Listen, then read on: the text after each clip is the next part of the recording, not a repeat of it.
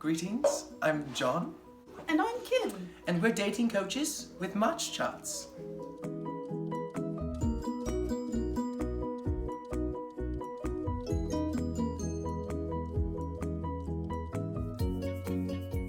My qualifications are very many, and the main thing for me is that I have had so many dates. I mean, I have set the world record actually for how many dates I've had.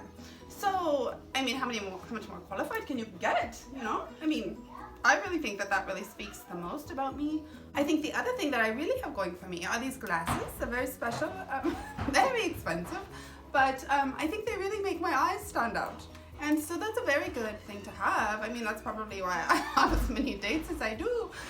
My qualifications are numerous. I have a lot of good qualities that make me qualified to coach other people with dating. The first one is that I'm very trustworthy. You can trust me with your secrets. You can trust me with your relationships. My second one, for especially our day and age, is that I'm very good looking. And that's something that's hard to find. Yeah. And if you're not good looking, it's hard to trust. That's very true.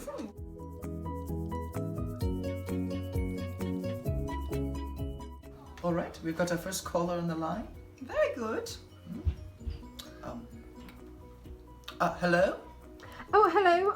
I'm Annika from Sweden, and I really need to know, what advice do you have for deciding what profile pictures to use? That's a great question. Thank you, Annika.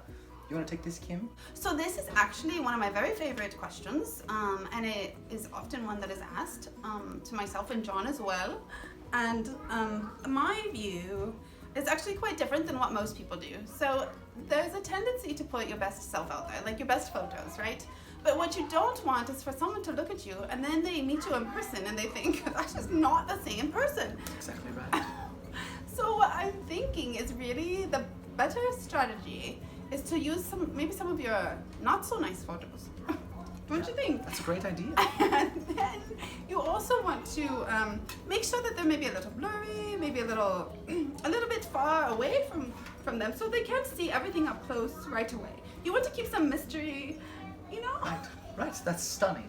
Yes, absolutely. And along the more practical notes, if you struggle with your photos and they're just not working, even if you have variety, like Kim said, I have an idea for you.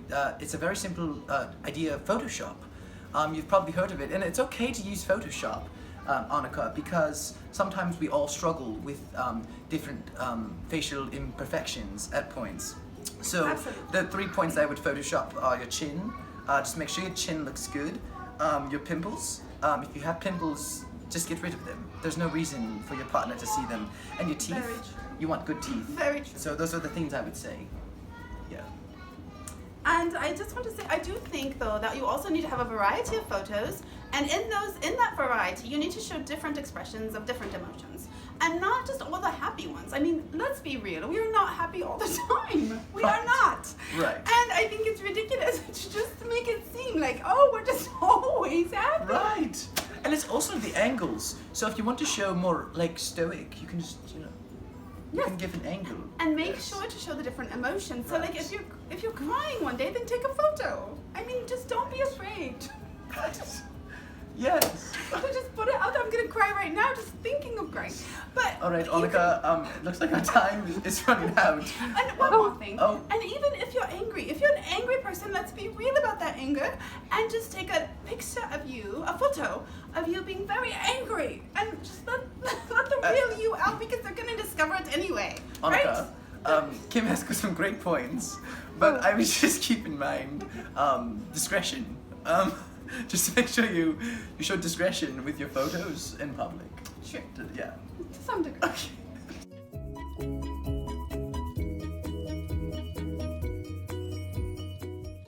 And we have our next caller on the line. Let's go ahead and see who that is. Hello? Hello, I'm Sally from British Columbia, and I was wondering, how long should I wait before sending a follow-up question? Oh, well, hello, Sally. Thank you so much for calling today. It's a great question. Thanks That's for an calling Chats Mats. Excellent question. I'll just go ahead and put my 2 cents in real quick, and then I'll talk to you, Kim. Sally, there's a lot of ways you can go about it with responding with follow-ups. They're touchy. my advice for you is to let it mature. There's a lot of wisdom in letting a text mature over time, so that it can just sink in and you can dwell on it. Just really let let that wisdom seep in. So think about it in bed, and that sort of thing. And that, let me just interject a little bit here, because that is one approach, but my approach, I do have a secondary approach. I do think it kind of depends. It depends on your personality and also the person that you're reaching out to. So you have to kind of look at their photograph and try to, you can try to read into them, like, what do you think? What kind of person are they, right? Because sometimes I think what they need is a little persistence.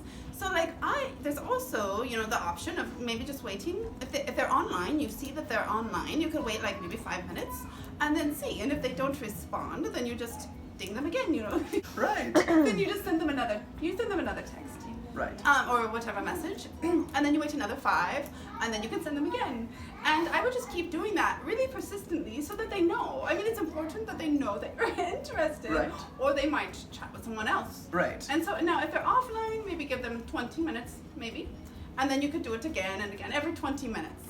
Right. Could I just butt in there, Kim? I think that there's a line of discretion you need to show when you're persisting in that way. Okay. Because it could turn them off, and turn them away. This is good to have to have the men's approach, and the idea that men might have about that, because it's different for men versus women. Right. So you have to look at that. So I would just say, Sally, for you, I have a little saying: patience is radiance.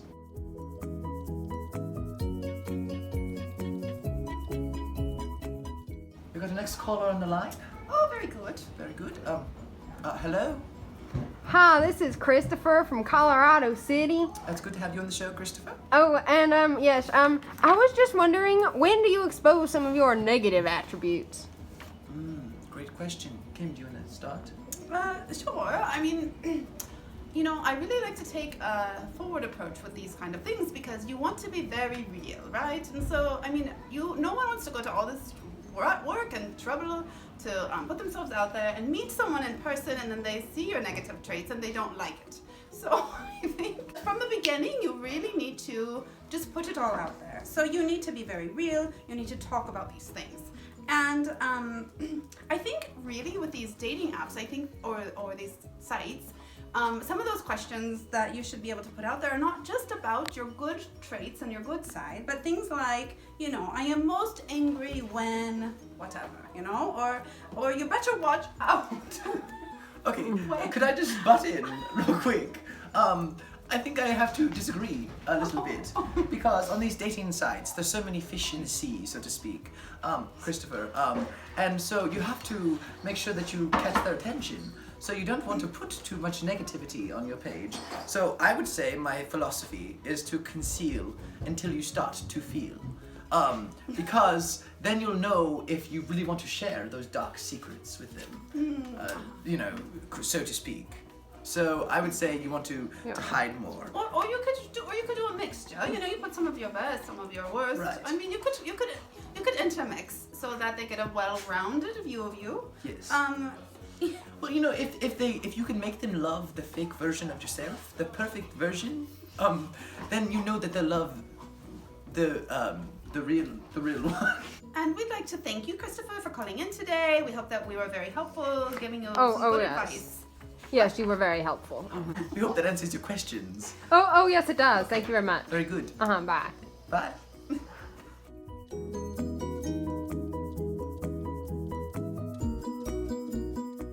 And here we are with our next caller. Hello, thank you for calling Match Chats. Hi, What can we do for you today? I'm Hans from Stockholm, Sweden. Oh, And Hans. That's good to have you. yes, I was just wondering, what do I do if someone won't, stop messaging me and I'm, totally not interested?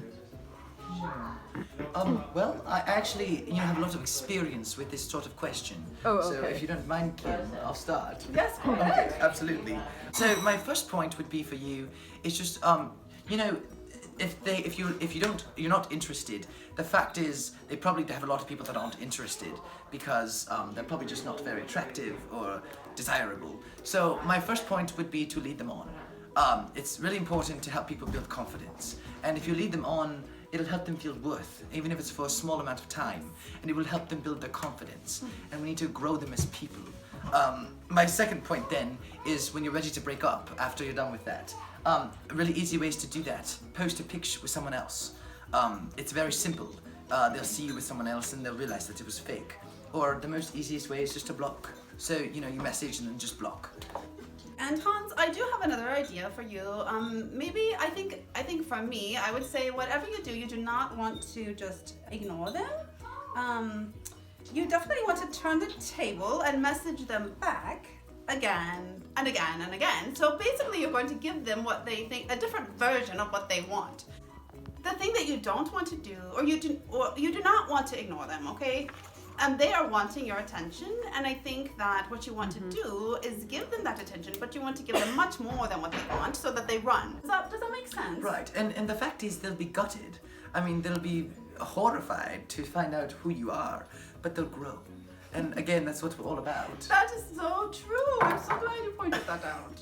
Thank you, Hans, so much for calling in. It is our privilege and to talk to you and to really give you some very good advice today. And I hope that's what you take away from this. And we wish you all the best. Yes, we hope you can get rid of this pest. Oh yes. Thank you very much. That was really helpful. I really like. I'm gonna go like you guys on Facebook right now. Thank you so much. Goodbye.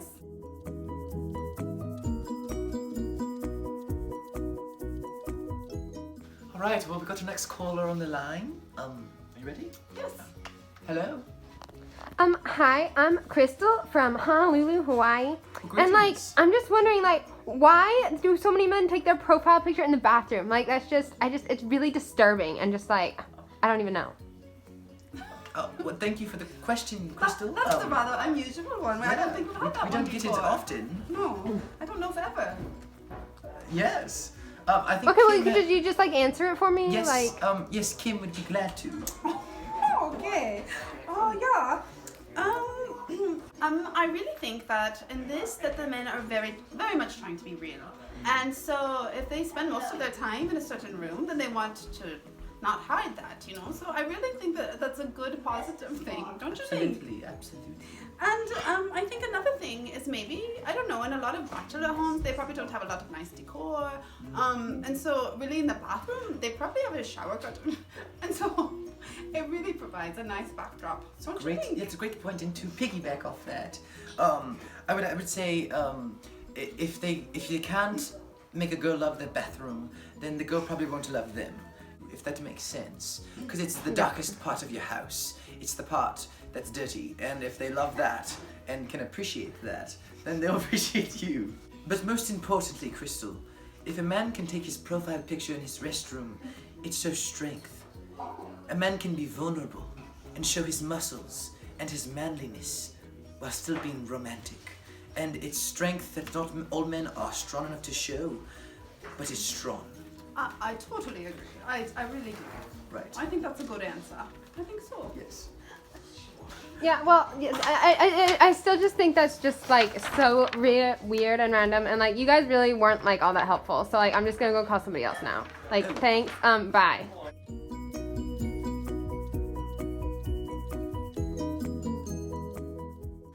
Oh, we have another caller on the line. Very good. Okay. Hi, I'm Thea from also Norway, and I was just wondering, what do I do if someone doesn't look quite as good as their profile picture when I meet them? Because that's a really big problem, and I just don't know if I can handle that. Well, first of all, hello and welcome to our show. And we think you have a wonderful, very wonderful question. I think. I'm sorry. I actually did not hear the question. Okay. I'm so sorry. Could you please repeat your question? Yes, please. Oh yes, I was just wondering, what do I do if someone doesn't look quite as good as their profile picture when I meet them? Oh, Thea, I'm so glad you asked. You see, I have lots of clients, with that question. I actually have a little formula, if you will, 4 points, very simple. The first point is when you meet them and they don't look the same, smile and act pleasantly surprised. Again, it builds the confidence, and that's what we're all about here at Much Chats. That's one option. Yes, and then 2 is to avoid eye contact as much as possible. the more eye contact you have, the harder it's going to be to put on that front. The third point is to casually start a conversation about how looks can be deceiving, hopefully dropping hints at what you're getting at. And then the fourth point is actually, it's just a decision you have to make then. It's you have to decide, do you go for good looks or plain looking crooks, I like to say. Because they really are crooks, they deceive you, and you have to decide what's worth it. Do you have any input, Kim? Okay, so I have a little bit of a different opinion on this, but it doesn't mean that John's was not. John's advice is excellent if, in certain situations, but every situation is different, and we have to remember this. I have 3 different options that I think you might could try, and you just choose which one you think based on your situation and your personality. I mean, all of that matters very much. So I think I would say, if number one, you could always confront. I mean, I really think that that's a loving thing to do. And if you meet them and say they have a mole or something on their face that you did not see before, Right? then you really could just You could ask cut them. it off. That's an option. Don't be afraid to be forward, is what I would say. I suppose you could do that, I guess, but you might get into trouble. So I think what I would recommend is just pointing it out, saying, oh, well, I recognize that you didn't have this before in your photograph that I saw. Good and point. I'm just wondering why you have that there. For option number 2, I would think that you could take a set of binoculars and maybe look through the window a little bit and try to maybe not let them see you, but then you could be looking for them. And you know what their photo was, so you can look for them, and if you see them, and they don't quite look like what you thought, and you're not very interested, then you just leave. Right. You just I need would to just show up. look up the legality of it in your state, or country, because there's a lot of legal issues with Kim's idea. That's all I would say. But a great point. Okay, and for the third option, I think that what you could do is when you show up, and you could always have a little bit of disguise, maybe just in case. And then also, if they don't look like what you want or what you thought, then you could always just try to avoid them and pretend that you don't recognize them. So even if they come to you and they say, oh, are you my date and whatever, then you can just say, well, I don't think so. I'm not here for that or whatever. I mean, that might be a lie, so that might not be good. Right. Right. It's all about, again, bringing it back to your roots, where you were born, what you were raised with, and your values. True. Well, Thea, I hope that we have helped you today. I mean, we have very many options for you, and I hope that will mean something to you. It was a delight. Oh yes, you guys are so amazing, and you've helped me so much. I'm just so thankful for you guys. Oh, I love you so much. Mwah. Oh, okay. Goodbye. Oh, that's so sweet. It's always so That's so heartwarming. Thea. Oh.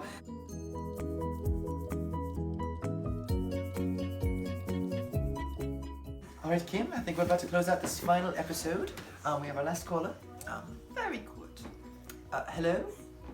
Oh, hi, I'm Jose from Mexico, and I was just wondering, if you have any ideas for good introductory messages, because I just really don't know what to say to this girl that I'm really like. She's just so hot. Okay, I'm sorry. I'm from London. Could you just repeat your country? I'm from Mexico, or Mexico. Oh, yes. Yeah. Yes, Mexico. very good. Yes, so you talked about introductory messages.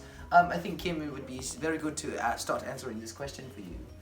Well, the beautiful thing about the mini sites today is they have very many options, and so for the first thing is many times you can send them a like, sometimes a wink or a kiss, maybe. I don't know. I would say that whatever you want to choose for that is good, and I think the more forward the better, because you don't want to leave them wondering what your meaning is. Also, sometimes they let you like various things about their profile, and you could like as many as you want, and I think I would recommend to like many of them, very many, most of them, if not all, and not give them anything to wonder about. And well, the other option I would very much recommend is to say something very bold, very much like you want them to not have a way out. Really. Right.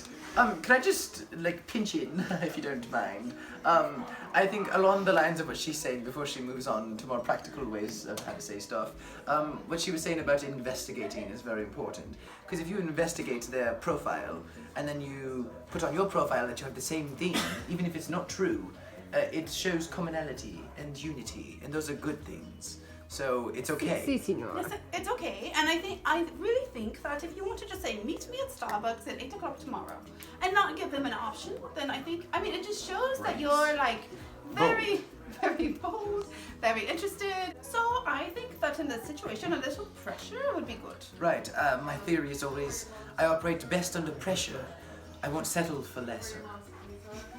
Another thing that maybe could work for you is if you like to maybe ask an irrelevant or like maybe a trivia question, just something totally off the wall, so that they don't, it's something a little bit obscure if you want to keep them guessing. If you want to keep them wondering what your meaning is, then I think that could come in handy. So you could ask them like how many inches of rain does Seattle get each day? Right. A little trivia. Yes. A little fun, you know, it's a little bit of a fun thing to do. And you can make it even more casual. Like, you could set, if you have children and you don't know if they do, you can be like, so kids are nice? Question mark. And it sort of pushes in the kids. Very good idea. Yes. It's casual. Or you could ask something like, do you have a pet snail? I mean, something very random. Right. So that, you know, and it's kind of funny, and you want to see if they catch your humor, you know? Right. And then the other thing, maybe a little joke that tests their intelligence. Okay. Because intelligence is very important. And so I think that if you ask them something like a little joke that maybe just see, I don't know, such as what color was George Washington's White Horse? You know, and see if they get it or not, you know? Or if they... It's so funny for English people especially. That would be Because very George Washington funny. is in our home. He was a monarch at one point, was he not? He was. Along the lines of jokes, I think that's brilliant what Kim brought up. And I would support that. However, I want to bring it back to depth. We all, at the match charts, we really love depth. For sure. So I would investigate, like we talked about, and maybe notice a pair of sandals he was wearing, if you're a woman. Or if you're a man, a pair of sneakers she was wearing. And then say, nice sneakers. I saw those in Target yesterday. And it shows that she really cared about even her shoes. That's a very good idea. Very good. I think that's very creative. And I did have one more. I did have one more option for a joke. Great. A little bit of romance, you know? So like you could ask a romantic joke like this. Why did the tomato blush? Because he saw the salad dressing. Right. You know? And it will bring it back to possible weddings. And Sure, and it'll flowers. make him think. Oh, see. He would think about weddings And he would blushing. think about... And dresses. Right. Well, I'd like to thank you so much for calling in today, Jose. That was a very, very good question. Si, yes. Thank you very much. Uh-huh. Thank you. Yeah, adios. So, we would like to thank today all of those who are watching from their homes or their workplace or wherever you are, or in your car, on your phone. We know that you take time out of your day to listen to our advice, and I don't think that it's just anywhere that you get such good advice. So I think it's a very good choice. And we just want you to know that, you know, we only do this because we care. And we're qualified. Very much. And not everyone's qualified and cares like we do. And so we hope that we've shared little bits of truth from England and London. And we hope that you can take this and plant it in your life to grow into blossoms of love. True. Please, and carry us with you in your hearts as you go through the day. If you have any questions at all, please call us. Yes? You've been watching Match Chats.